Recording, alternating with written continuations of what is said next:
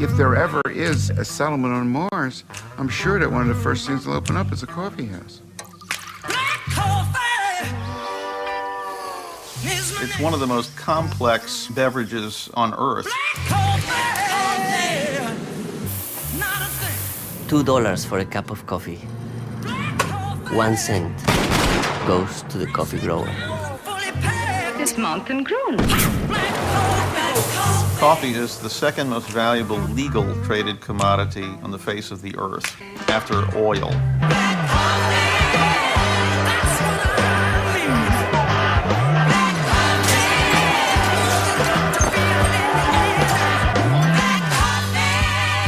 E preto pela cor do negro que deu toda essa riqueza para o seu patrão, né? It's just this little seed and has this enormous political, social, and economic impact on human beings.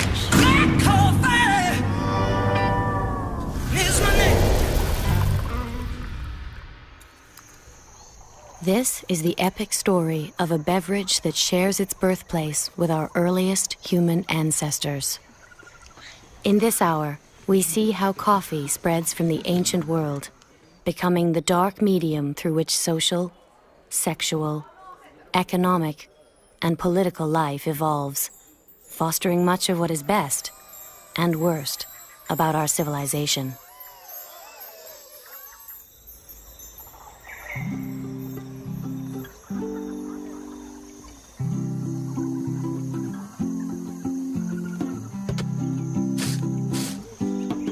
From the hills of Ethiopia to the marinas of Seattle, people around the globe drink 500 billion cups of coffee a year, half of them at breakfast.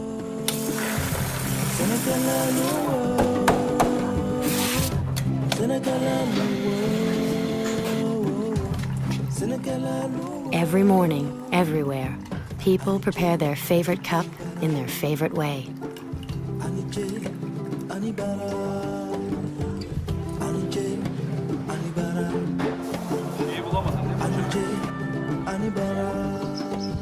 For sheer pleasure, few morning rituals rival a good cup of coffee. Coffee has been at the center of conversation for hundreds of years. Triple grande 2% latte? It's a social, romantic beverage. It's a theatrical experience. The experience of coffee alters cultures and lives every place it goes. Romances are sparked, revolutions conspired, all over this dark, potent brew.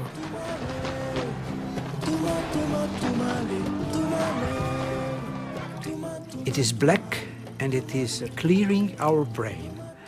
So it produces light in our brain.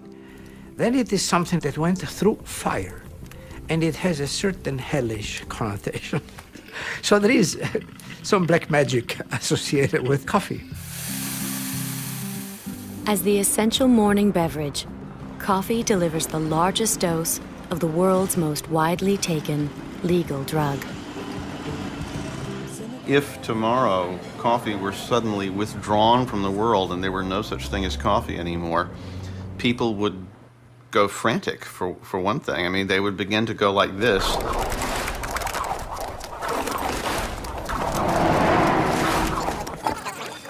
From the bean to the cup, coffee provides a livelihood of sorts for over 25 million people. 100 million more depend on coffee for their survival.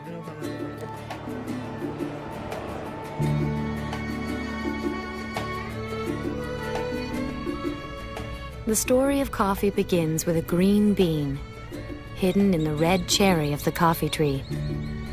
Some call it magical. Others say it's evil.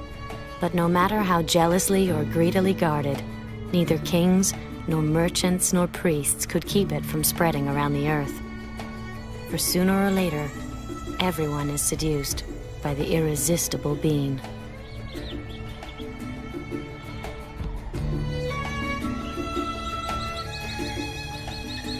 This is a saga which begins over 1,000 years ago, deep in the ancient forest of a land often called the cradle of humanity.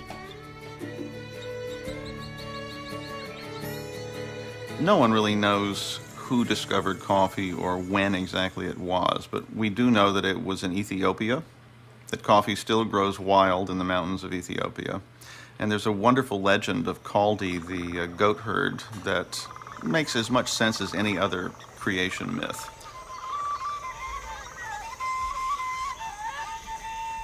Isarraa kan ka'e nyaata sanirraa ka'e maaliif bunni kun maalirraa nama si'eessaa jechuurraa baramee kanaan bu'an jedhantu immoo buqqisee sibiidhaan dhaabbadhaa wanni kun waan gaariidha waan fuulduratti barbaadamu jedhee han biyya dhaabsise isaanii han jedhu taarikii nan dhagaye. Ijoollee re'ee tiksutu argee erga san immoo abbaa Jabar Baalbuu kan jedhamtu takka taattalee immoo biyya hundaafus akka faafalee kan jedhe isaanii taarikii kan isaanii kanaan dabarsinaa. Bunni immoo har'a buna coocee kana fakkaatu hin jiru. Akka kana immoo hin arga ijoollee re'ee tiksitu jedhanii.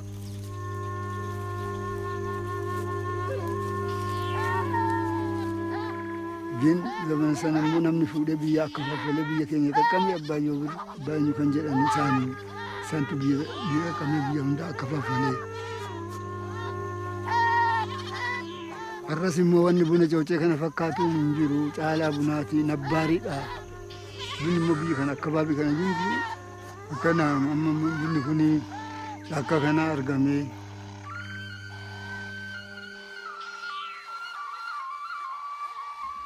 Bunni immoo har'a buna coocee kana fakkaatu hin jiru bakka biraatiin argamu.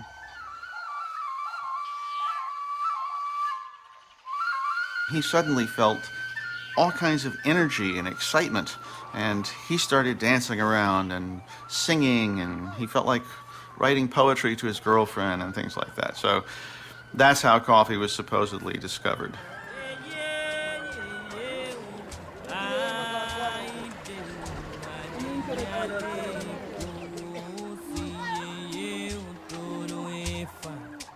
Ethiopians are the first to gather coffee growing wild in the forest.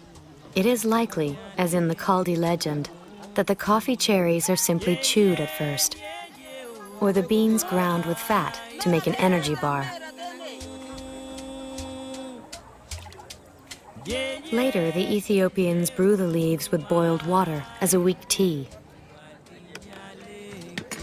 It isn't until the 1400s that someone, perhaps accidentally, roasts the beans and discovers how good they smell.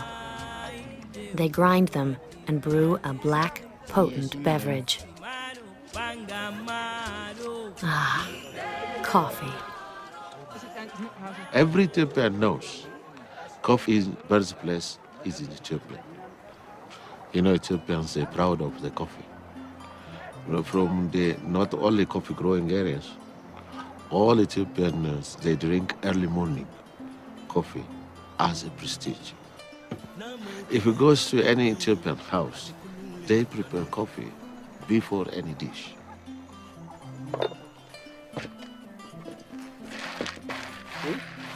Coffee will be family beverage. It brings friendship, kinship. The coffee is an heritage and a proud of Ethiopia's culture. Haji Muhammad's granddaughter prepares an elaborate coffee ceremony that is centuries old. Only the women of the house can roast the beans. When they begin to crackle, she ladles them on a metal plate to be blessed by the spirits of fertility and prosperity.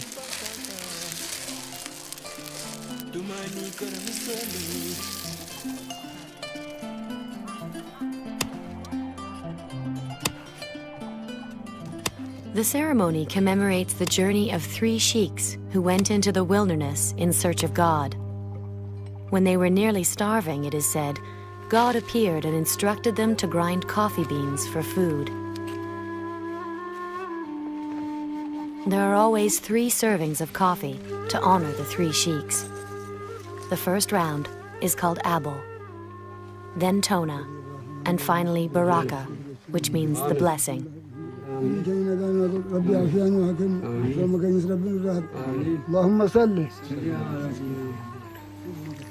The mistress pours the boiled coffee from high up to let the aroma permeate the room. She adds a little sugar, or sometimes salt. The brew is thick and strong, with some of the grounds still floating in the cup.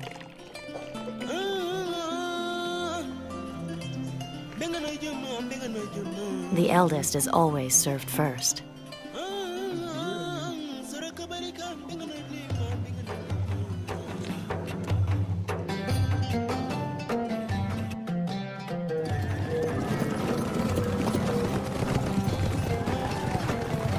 While the ancient Ethiopians revere their wild coffee, they cannot keep it to themselves.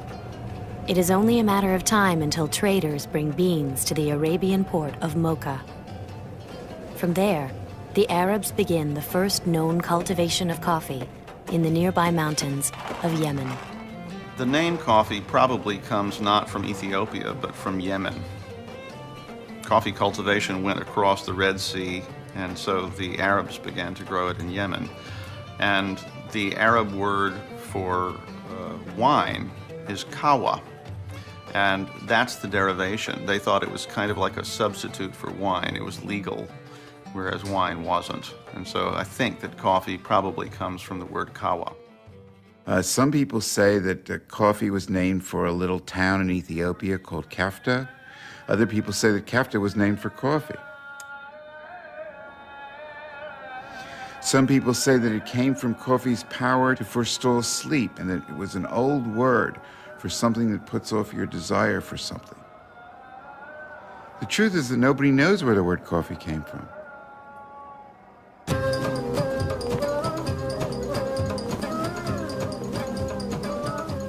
Forestalling their desire for sleep, the Sufis are better able to perform their ecstatic devotions. The invigorating potion enhances their swirling trances as they reach out to merge with the divine. Soon, the black brew spreads from temple to temple as a holy ceremonial drink. It was through the Sufis that coffee made its way through Arab society. See, the Sufis were of the laity. They came from all walks of life, and they used to meet at night to say their prayers. Then they'd go back home and they'd go to their jobs and so on. Well, they brought the knowledge of coffee back with them.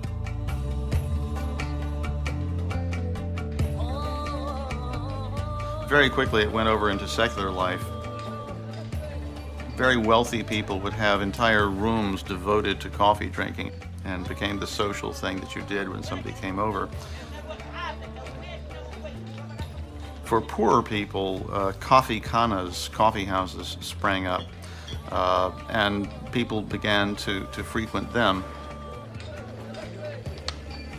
They became huge social venues. People began to play games there, prostitutes began to hang out there.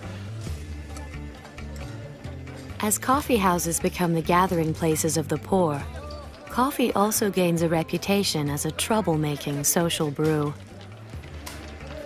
You know, there weren't many places where strangers could meet and talk and have conversations, people of all levels of society and so on. There weren't any places like that. And the coffee houses was something that no one had ever seen before. And they were considered to be a source of vice, a source of possible sedition and revolution, and with good reason, actually. Because the truth is, people do talk about politics at coffee houses.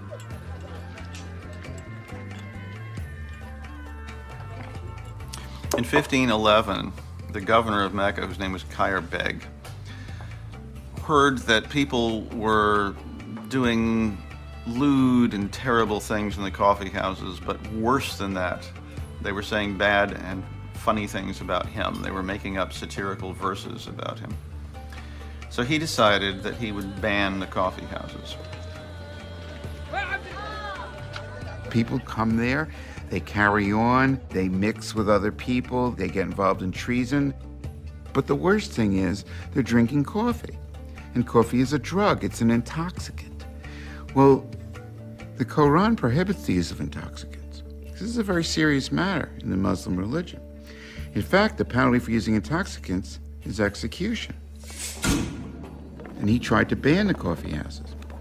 However, the Sultan of Cairo, who was his boss, who loved coffee and it was being served in Cairo. When he heard about this, he reversed the order. Disputes among the ruling classes about the disreputable coffee houses only adds to the popularity of the irresistible bean.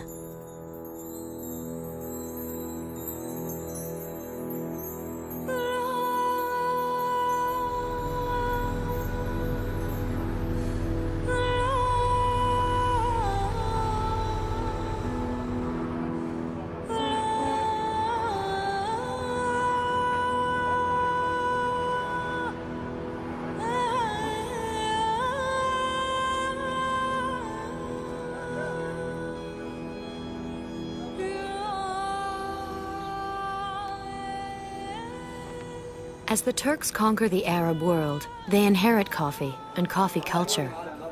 Soon, coffee secures a place for itself in the everyday lives of ordinary people.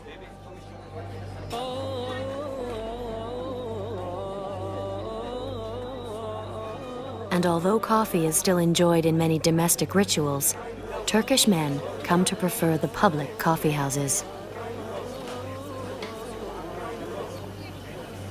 Evimizde bir kahve kültürü var, kahve içme kültürü var. Sonra erkekler arasında toplanma yeri açısından bir kahve.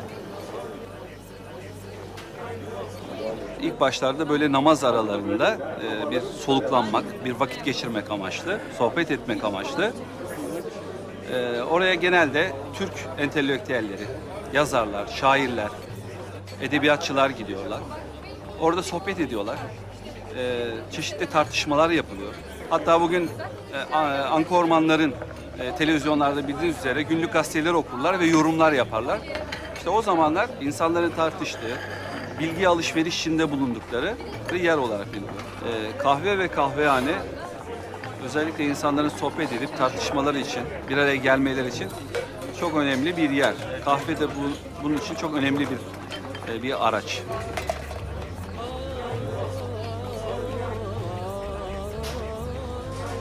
Ayrı bir atasözümüz vardır. Gönül ne kahve ister ne kahvehane, gönül dostu ister, kahve bahane. Coffee has always been important for both the men and women in Turkey. But with the strict separation of the sexes, women have long been forbidden in the coffee houses.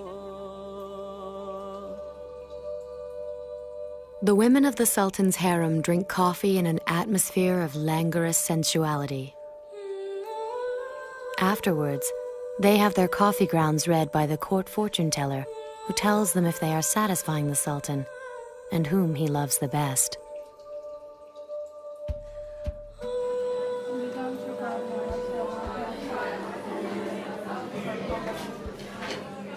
Even today, a young woman can still have her future divined in the grounds of her cup.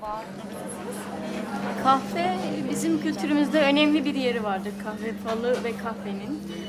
Örneğin bir genç kız evlenmeyi düşündüğü, evlilik çağındaki bir genç kız öncelikle görücü olarak gelen kişilere, kendisini görmeye gelen kişiler için niyetini belirten bir ifadeyle kahvenin içine tuz ya da şeker, eğer istiyorsa şeker, istemiyorsa tuz koyarak sunar ve karşısındaki insan da yine aynı şekilde eğer gerçekten ve karşıdaki insanın tepkisini de özellikle gözlemlerler. Eğer karşısındaki insan istiyorsa bu kişiyle evliliği, inzivacı diyeyim, kahveyi her ne olursa olsun kahvedeki içinde tuz ya da şeker içer. Terazi burcu toprak mı olur? Terazi hava, topraksınız ama. As the taste for coffee grows, the Turks become more vigilant about protecting their beloved bean. It was a very jealously guarded commodity, particularly after the Ottoman Turks took over. They spread coffee far and wide throughout the Ottoman Empire. So this was obviously something that they didn't want anybody to be able to grow besides them. So they were very careful to keep the monopoly. Before they exported any coffee beans, they would parboil them to make sure that they weren't fertile, that they couldn't be grown. So it became this precious commodity that people tried to smuggle out. Eventually, an Indian named Baba Budan, this is probably true, he taped some seeds around his stomach underneath his clothing and smuggled them out and began to grow some in India. Then the Dutch got hold of some fertile seeds and began growing them in their greenhouses in Amsterdam. From Holland, the Dutch transport the precious coffee plant to their colony in Java. There, they enslave the natives and force them to cultivate coffee. By 1683, mocha and Java are the most sought-after beans, and coffee is poised to conquer Europe along with the armies of the Sultan. It was during a siege of Vienna by an Arab sultan who had sent a tremendous army to conquer the West. And he made his way to the gates of Vienna, and he surrounded Vienna. He was about to conquer the city.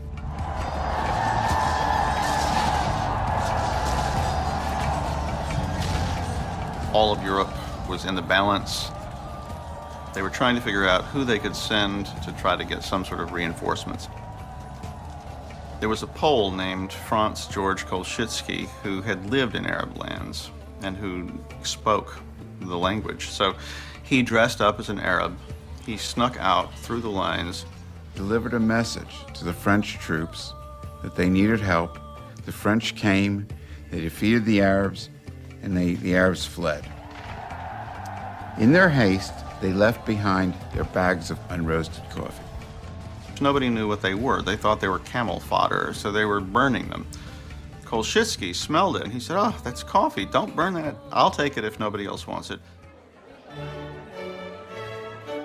Having lived among the Turks, Kolschitsky knows the rudiments of roasting and brewing coffee. He soon opens the Blue Bottle, Vienna's first coffee house. Like the Turks, he adds sugar to sweeten the cup. People in Vienna didn't like the grounds in the bottom, so they started to filter it. And they didn't like the raw taste of just plain coffee, so they started adding milk to it. And it's the way that we have it today. Cheese. Chin chin.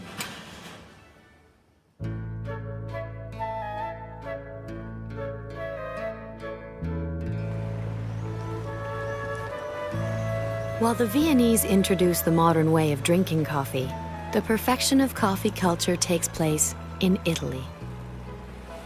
But wherever it appears, there is also resistance to the exotic new beverage.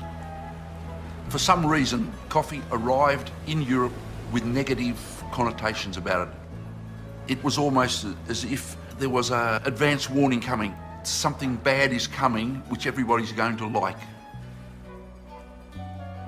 The Turkish men went to coffee houses where they drank coffee without women. They also went to bathhouses without women, and some of the Turkish regiments had homosexuals in them.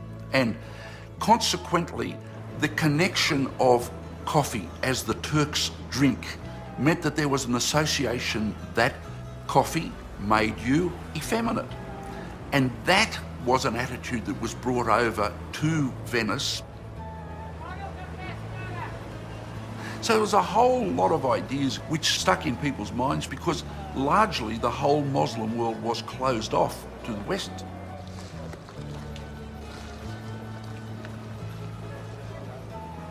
Italian priests regard the Turkish foreigners and their black brew as a threat to Christianity. They petition Clement VIII to ban the evil Muslim practice of drinking coffee.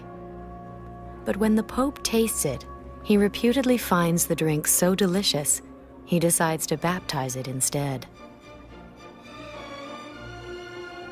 Soon, more and more contact is being made as the Turks begin to trade with Venice. Tramite questi mercanteggi Venezia offriva qualcosa e la Turchia logicamente contraccambiava con il caffè. È stata presa con un po' di scetticismo all'inizio dai veneziani e poi dopo l'apertura del Florian nel 1720, che è stato praticamente il primo caffè che è stato aperto qui a Venezia, un po' alla volta i veneziani sono abituati a questo caffè. I 30 anni successivi credo siano stati aperti più di 200 caffè qui a Venezia. C'era il caffè per le persone borghesi, diciamo, e anche per i ricchi, insomma. Il Florian era uno di questi, per gente ricca, ecco.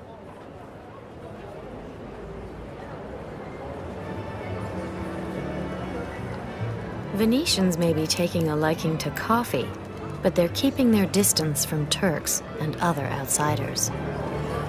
The Caffè Lavena in St. Mark's Square was well known in the 18th century because at that age Venetians didn't want to meet foreigners. So the Lavena was the foreigners' coffee shop, and the Venetians didn't come here because they come in the opposite side to the Florian. So it was a meeting point, the Lavena, for all the tourists of that age.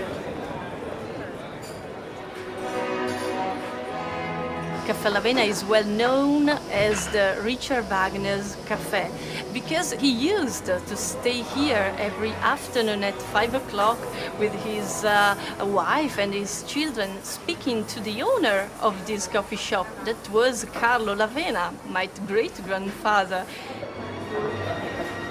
Here he was in the upper gallery writing the finest pages of Tristano und Isolde, or the second act of the Parsifal. And he stayed here also with other musicians, and they made a sort of circle of musicians in this coffee shop.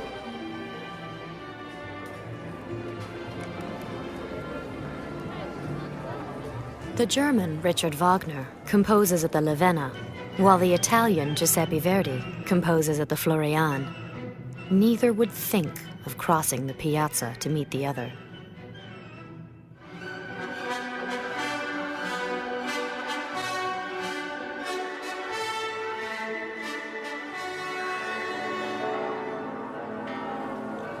As Wagner and Verdi battle musically, others are dreaming of love, and coffee is their elixir.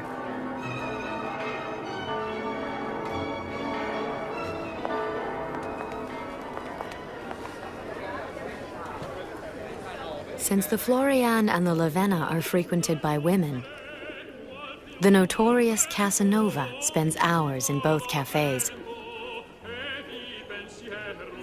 As one of the few Venetians seeking romance on either side of the square, he is commemorated with a seductive coffee named just for him. We are going to have our Casanova coffee. This is the secret recipe with the spices. And this is the espresso. We are going to mix them.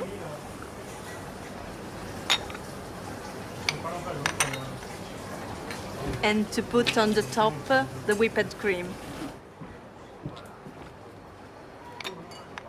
We call Casanova coffee because the recipe is really ancient, and we took these spices from the 18th century. So if you go and test this kind of coffee, the mix is really incredible. Italians love their coffee and have greatly enriched the world's coffee culture.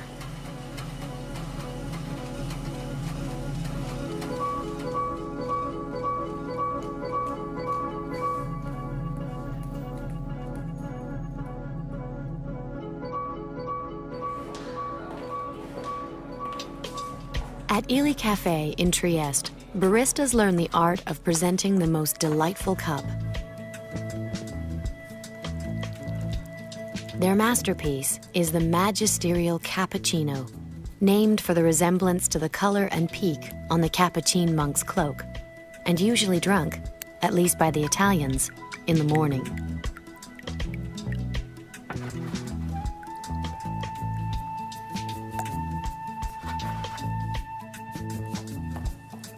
Ernesto Ili, the grand old man of Italian coffee, knows how far the cup has come from its ancient methods of preparation. Other Europeans have developed many different systems to make their coffee, but for impatient Italians, they all take too long. The Napolitan people are impatient. And one guy had a friend in Milano and said, listen, can you make it a little faster? I have to wait 6-8 minutes to have my cup of coffee. Put some pressure on top. And the guy put some pressure. And this was the beginning of the espresso.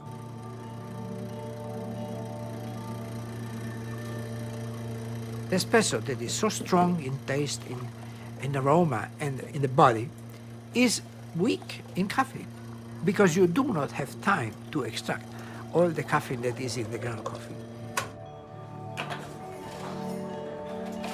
The art of an espresso is to stop extracting when all the good stuff is in the cup and all the bad remains to be thrown away. And this means approximately 1.5 ounces. So this is why espresso must be prepared in a small cup, because the temptation to put some more water in a big cup will spoil the pleasure of a perfectly prepared espresso. So you have this funny contradiction. It is strong, smells a lot, and it has a low caffeine.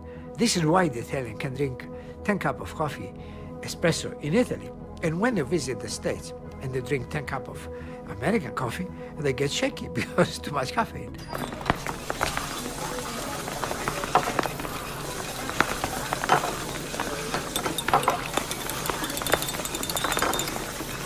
When you want to be stimulated, you want to have your sympathetic system bright and powerful, you take an amphetamine, but no relaxation.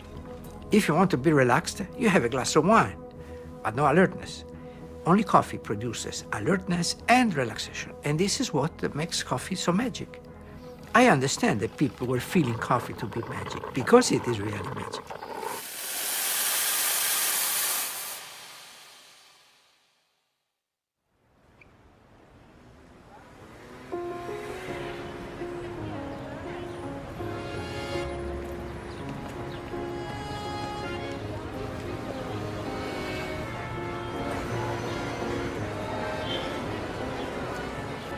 The cafe has always been home to artists and intellectuals. A place to give expression to caffeine-inspired eruptions of imagination and ideas. The French novelist Balzac wrote in a cafe while drinking his usual 40 cups a day. Sparks shoot all the way to the brain, he said about coffee, and the cavalry of metaphor deploys with a magnificent gallop. So here we are in the middle of the Golden Triangle, with the Café de Flore on my left. Café de Flore, famous for writers and film stars. And here we have Le Deux Magots, another literary café. Usually the same kind of thing, writers, philosophers. Behind me, you have Brasserie Lippe, which is specialized in politicians, chiefs of state, and film stars. The French, who are now very famous for coffee, were somewhat late, but still in the late 1600s, the Turkish Sultan, who was the ambassador to Paris, set this craze going for all things Arab. So all the French people would dress up with little head things, and they would lie around on their pillows, and they would drink coffee. And so coffee took Paris by storm.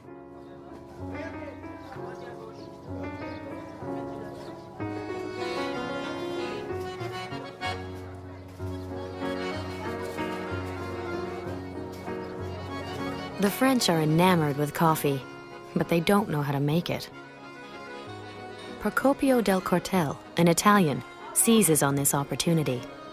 In 1686, he opens Café Le Procope, thus introducing the French to the French café. Évidemment, les premières à répandre la mode, ce sont les femmes, qui venaient tout simplement parce qu'elles pouvaient prendre indifféremment du thé, du café, du chocolat et des pâtisseries. Et notamment, ce que l'on avait apporté, là encore de Turquie, les premiers croissants. Pourquoi croissants? Parce que comme le croissant des Turcs battus à Vienne. D'autre part, le café est réputé aphrodisiaque pour les hommes. Et donc, ici, là non plus c'est pas vrai, mais c'est pas grave. Le café, c'est une boisson de femme, et donc, c'est assez logique, le café va être défendu par les femmes contre le vin, qui lui est réputé assoupir les performances masculines. Il venait aussi bien des femmes chic, de la haute société, de l'aristocratie, que des gens qui venaient voir ce qui se passait, l'endroit à la mode.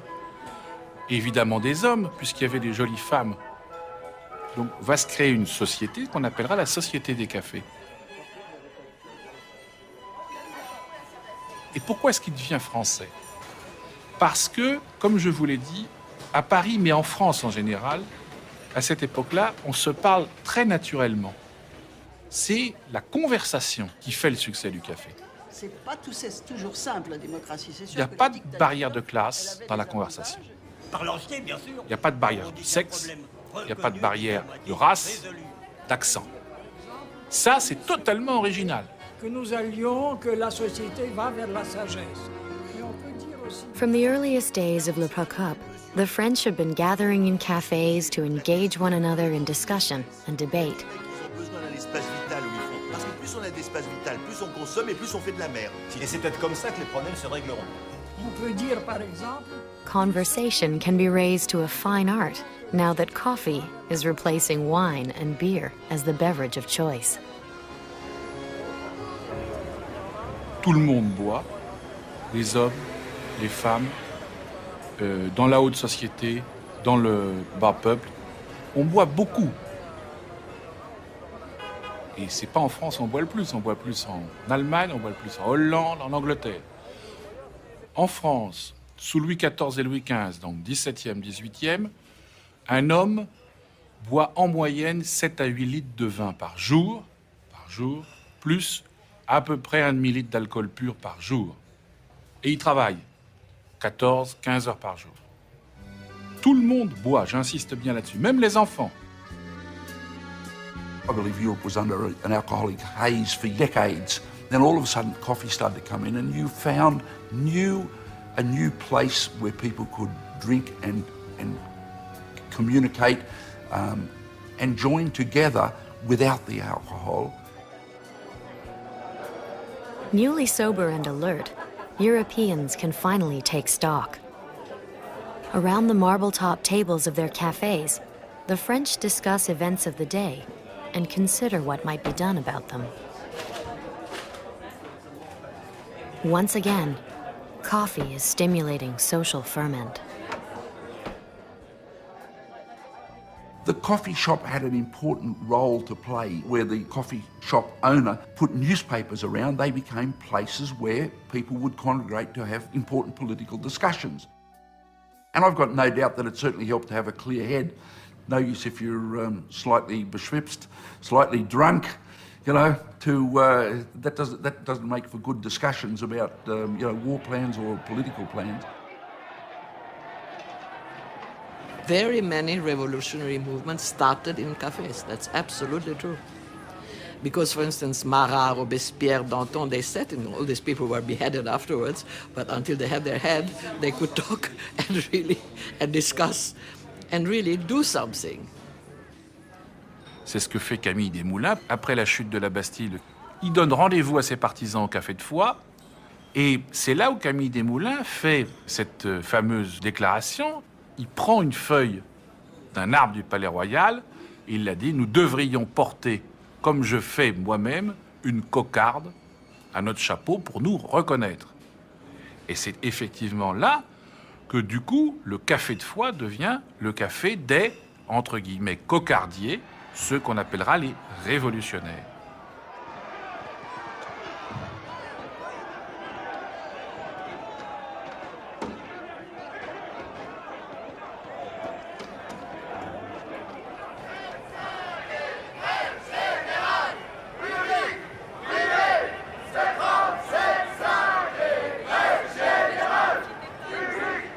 The revolutionary tradition of cafes lives on in the ideals and passionate intensity of new generations, as does the tradition of cafes as the setting for great love affairs.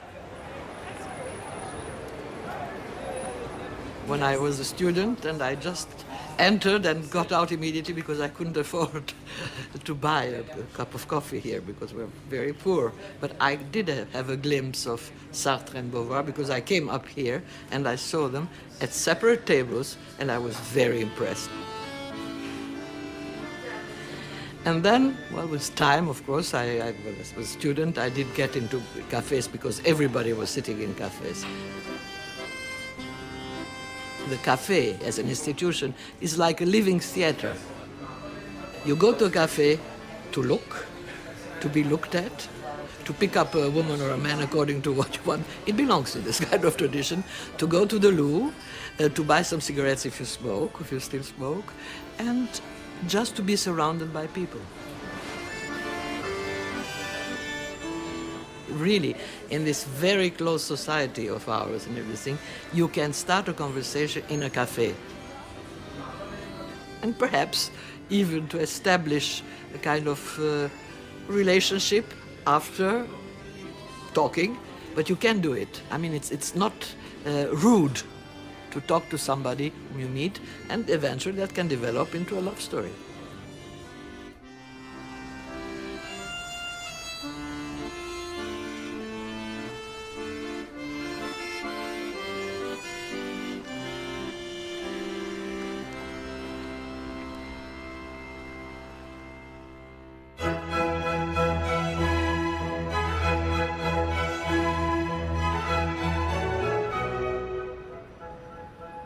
Although there are many who claim to have opened the first coffee house in Europe, it is actually a Jewish immigrant from Lebanon who deserves the honor for opening the Angel in, of all places, England.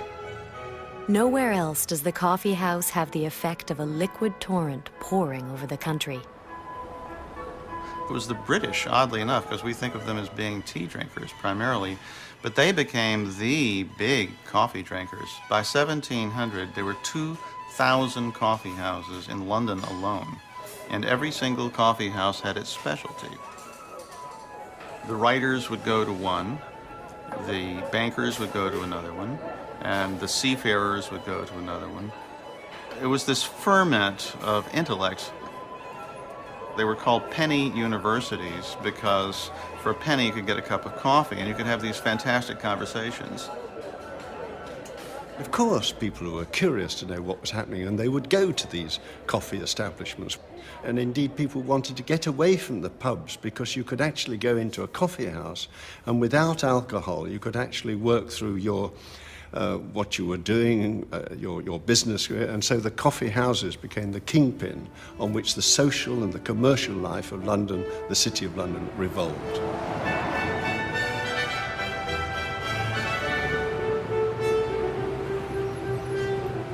We're here now in the heart of the City of London. Castle Court, it's no more than 1, 2, 3, it's less than 4 feet wide. All of a sudden it's oozing atmosphere and almost being carried back 300 years. And now the Holy of Holies, this is the corner site of the Jamaica Coffee House. This is the site where Pascal Rosé started his first London coffee business in 1652. Pascal Rosé was set up in business by his boss, who had these trading connections with Turkey. He brought the coffee back, was making it in his home, and he had so many guests, so many people loved this aroma of coffee, roasted ground coffee. So he set up his servant, saying, well, you better start a trend in the city. And so this is where he did it.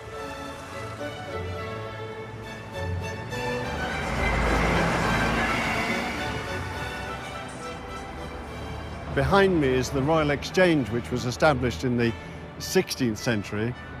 And around here, once the coffee bars had been opened in 1652, the traders thought they'd found somewhere else to go, to get away from things. And here we are at Change Alley, the most important little thoroughfare for the coffee houses in the whole of the City of London. And it was here that Jonathan's established his business so that the stockbrokers could come over from the Royal Exchange and have their coffees here in the morning, do their business and relax, no doubt, over lunch and have a nice time in the afternoons. London coffee houses spawn many of the city's important businesses and customs. The Tatler, which becomes one of the early magazines, begins as a broadsheet with reports on the gossip and more enlightened debates overheard in the coffee houses. The tradition of tipping is said to have originated in the coffee house, where patrons tossed money in a bowl labeled "to ensure promptness," or tip for short. Edward Lloyd's insurance business starts out as a coffee house on Lombard Street, catering to seafarers and merchants. The story goes that Lloyd's of London, as the insurance company, was established because this is where the ship's captains used to come with reports of when they'd arrived in port and with what cargoes. And so it became a place where the information about shipping cargoes was largely exchanged so that insurance contracts could be made. Lloyd's Insurance, when they moved up from the Royal Exchange area, came here and they built this lovely facade, which was this opening for the new Lloyd's building. And then in more recent years, they built this enormous modern structure behind me, which is today the Lloyd's of London.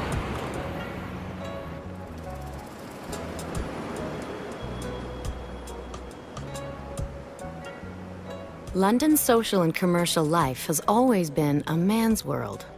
In the past, women were not even allowed inside coffee houses, unless they worked there. As in Paris, the women of 17th century London associate coffee with sex. But unlike the women of Paris, British ladies, excluded from the coffee houses, have a very different idea of the relationship. There was an idea that coffee was bad for sex. It made men very weak when it came to sex, etc. So all these funny ideas came and they were interpreted and misinterpreted wherever they went. So that by the time that coffee arrived in England, and you must remember England was a very wealthy place at the time, there was an idea around that coffee really was bad for sexual activity. And we can see that in the very first pamphlets put out by the ladies of London in a thing called the Maiden's Complaint. Which, among other things, said, when they come home, our gallants have nothing moist but their noses, nothing stiff but their joints, and nothing standing but their ears. So it was very funny. The men wrote a response to this, by the way, where they said that that wasn't true, that coffee, in fact, added a spiritual essency to the sperm and made them much better lovers.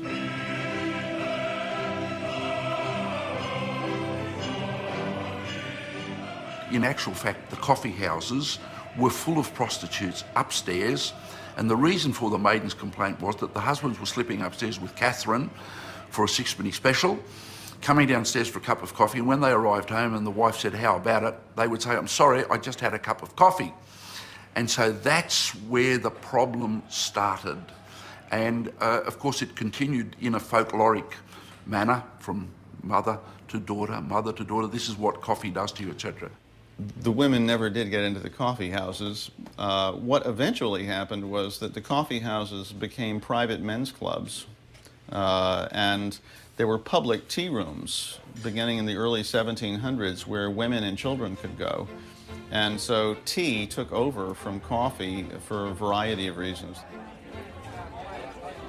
There was this taste for tea, and of course people would talk about the latest fashion for tea. Tea becomes not only more sociable and democratic, it is cheaper and simpler to make. And the British, not known for their culinary skills in any case, never really learned to make a good cup of coffee. Coffee was also much more difficult to make. You had to roast the coffee grounds, you then had to grind or pulverize the coffee grounds in some way, and then you had to make it. Now, coffee making isn't therefore an easy thing to make, but the coffee house proprietors said, look, just a minute, this tea leaf, you don't have to roast it. It's already there. All we've got to do is put it in the pot, add the water, and hey presto, we've got a drink which is absolutely marvelous. And suddenly tea became very, very popular. The women liked tea. You had this introduction of the afternoon tea, and the charm and the courtesy and the culture of tea was a very nice, enjoyable experience. And it was the one time of the day when the women knew that they could talk to their children, so it was a family thing. And the imports of tea rose dramatically. And then there was profit to be made in tea. There was the British East India Company, which had a monopoly on tea from China, and that they wanted to sell that. So by the end of the 1700s, England had become primarily a tea-drinking country. And so tea became well and truly established. We forgot all about coffee.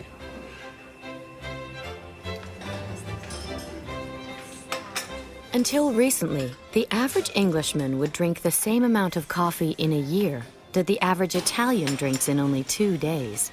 For the rest of the time, it's time for tea.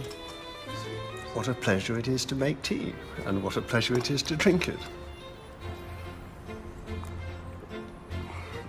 Nectar. As the British trade in tea grows, so does the continent's taste for coffee. In 1700, Europeans are consuming 500,000 pounds of coffee. 100 years later, their consumption has grown to 100 million. And the French are eager to expand their trade. The opportunity comes when a young French lieutenant charms a royal mistress. Initially, Lieutenant de Clieu was able to get hold of one coffee plant from the French hothouse, which was owned by the king, by seducing one of the king's mistresses, and she gave him the coffee plant.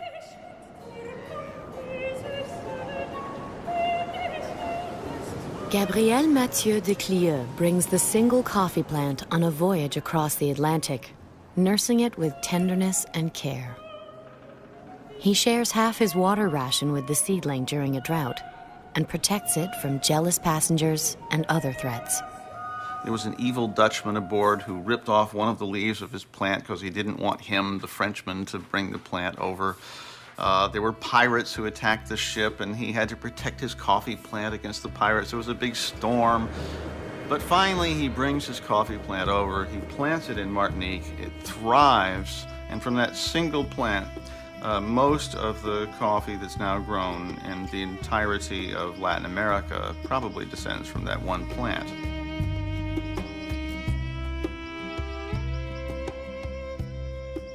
But just as the desire for coffee stimulates the age of reason and democracy, it also imposes colonialism in the Americas. The French, like other European nations, established large slave-run plantations to cultivate the precious bean. After de Clieu brought the coffee tree to Martinique, it spread, particularly in French-owned islands, and one of them was named San Domingo, which is now Haiti. By 1790, half of the world's coffee was grown on this one island. It's really quite remarkable, but under appalling conditions by slaves who had been imported from Africa.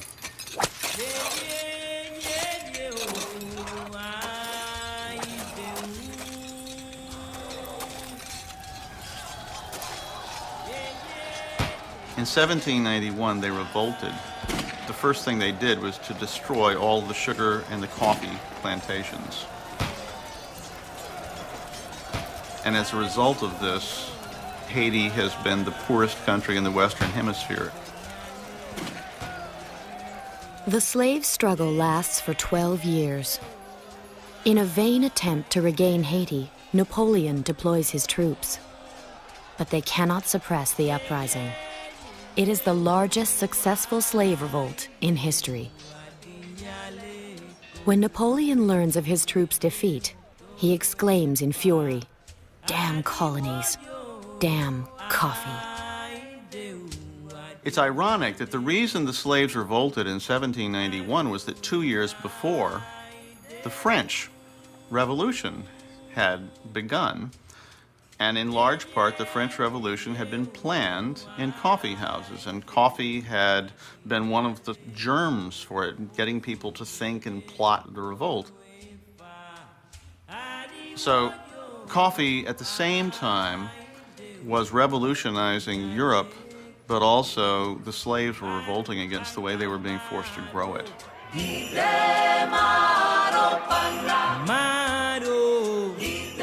Wherever coffee has been introduced, it has brought revolution or change. Coffee, which has given so much pleasure to Europe, will bring enormous pain to Africa, where it comes from, and the colonies, where it's going. The irresistible bean is about to catch fire across the ocean, and it will transform the economies, ecologies, and politics of all the Americas.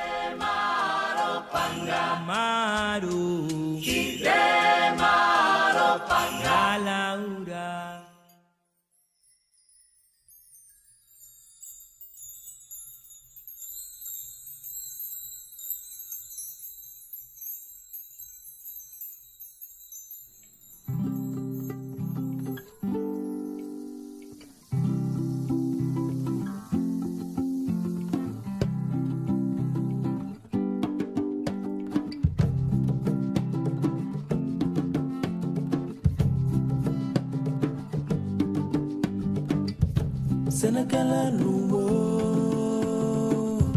Senekala luwo, Senekala luwo, Senekala luwo. Anije, anibara, Anije, anibara, Anije, anibara, Anije, anibara.